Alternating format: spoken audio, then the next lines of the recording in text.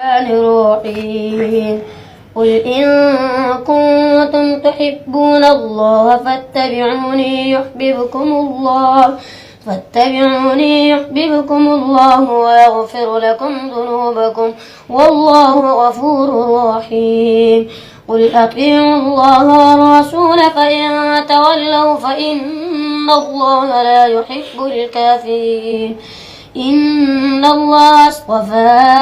آدم ونوحا وآل إبراهيم وآل عمران على العالمين ذرية بعضها من بعض والله سميع عليم إذ قالت امرأة عمران رب إني نذرت لك ما في بطني محررا فتقبل مني إنك أنت السميع العليم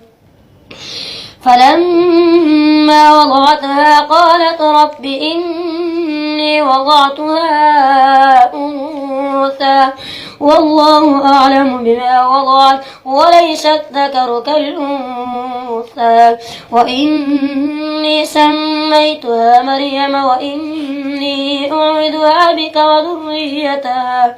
وذريتها من الشيطان الرجيم فتقبلها ربها بقبول حسن